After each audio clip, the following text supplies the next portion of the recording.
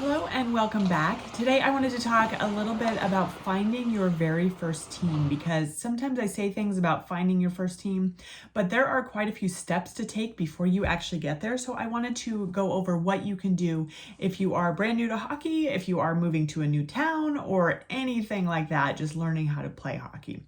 So number one, I wanted to talk about, probably the most obvious, is finding a rink near you.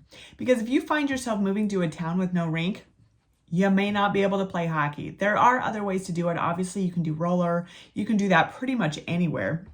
And then you can also do floor hockey, I think it's called, where you just run around in your shoes, and that's totally fine too. But if you want to play ice hockey, you do need a rink. And some towns you go to, you're going to find it's in a little tin shed at the edge of town and a little sketchy, but it's ice, and you'll start to appreciate when there is ice in a town. Sometimes it's going to be really nice. It's going to be a nice arena that actual professional teams play in. You're really going to find that range. So the first thing you're going to want to do is to find that rink.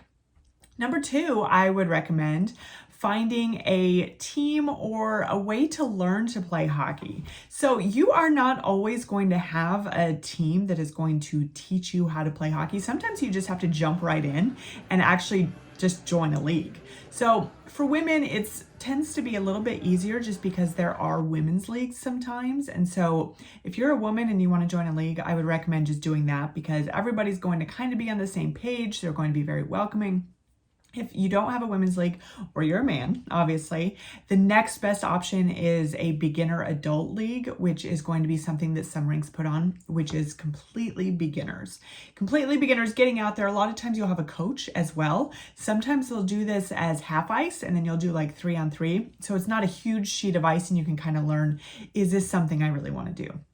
And then other places have a C or D league. And this is going to be either beginners or people who are just not very good, which some people stay in C or D forever. And there's nothing wrong with that, because you're around people who have the same skill level as you. So first, find your rink, call your rink, and see what your options are. See if you can get out there and join a league and start to learn to play hockey. I did forget to add that if you do not have a beginners league, or even if you do, you're also going to want to look for something called stick and puck. And what this is, it's kind of like an open skate where you can get out there and there's no game going on, but you can actually suit up in your full gear, and you can also bring your stick and your pucks so you can shoot pucks. There's going to be nets out there. There may actually be a goalie as well. It's just an opportunity for you to learn your skills. And so whether there is a beginner league for you to join or there's not, you should be getting out there and doing stick and puck and working on your skills as much as possible. Hockey is a very different sport than every other sport because you do need some ice to play. Again, you can get rollerblades, things like that. But if you really want to get better, you should be practicing on ice as much as possible. All right, the number two step that you need to take is hockey equipment. And this is a lot more difficult than other sports because, again, it tends to be quite expensive to buy hockey equipment. My recommendations for you is, first, when you reach out to your rink, see if they have gear you can borrow. They're not going to let you borrow this for very long. Sometimes it's just for the night and then you give it back, or maybe a couple weeks. So don't count on this, but it is a good option if you're just not quite sure if you want to play hockey yet, or even what your size is or things like that. Number two, I recommend buying used gear. You can buy pretty much everything used. Your helmet, they do expire. So a lot of times you do have to buy a new helmet, and you really want it to fit your head anyway and have all the proper padding and all that kind of stuff.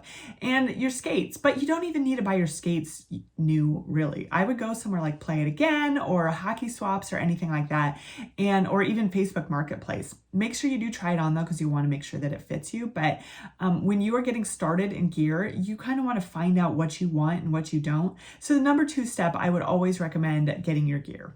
Number three, people tend to overlook this one, but it's kind of important. If you want to get started in hockey, you should really learn the rules of hockey. The NHL does have different rules than, say, USA Hockey or Hockey Canada if you're getting started, the rec leagues. However, it is a good place to start because there is a wide abundance of being able to watch NHL hockey. The things you're not going to want to do, obviously, you don't hit people. They hit people. That's part of what they do. We don't. And so don't get it in your head that this is a super aggressive league when you start playing hockey as an adult, but it's okay to start watching the NHL if you want to start learning the rules. USA Hockey and I believe Hockey Canada also has a rule book and also an app where you can go in and kind of learn the rules. I also have a bunch of videos on rules here as well. So just get started learning the rules, learn the basic rules of hockey. That's really, really important before you ever get started.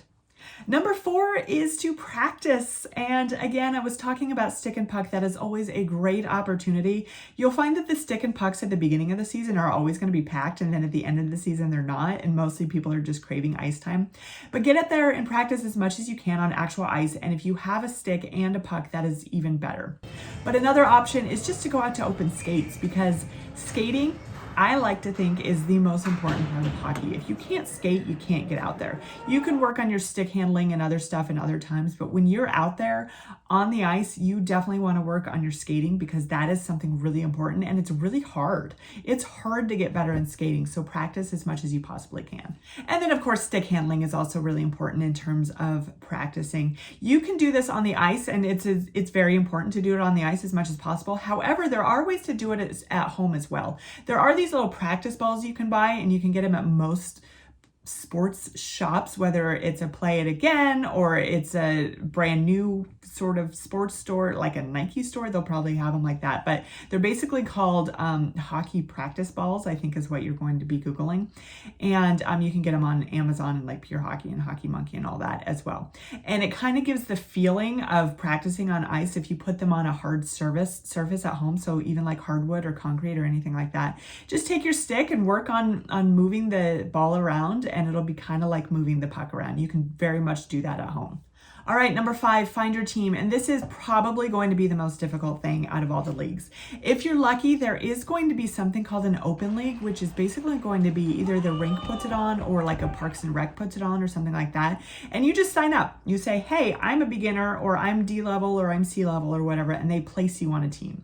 This is going to be the best thing you can do as a beginner, because not only are you not going to have to find a team, but they're going to place you with the right people as well.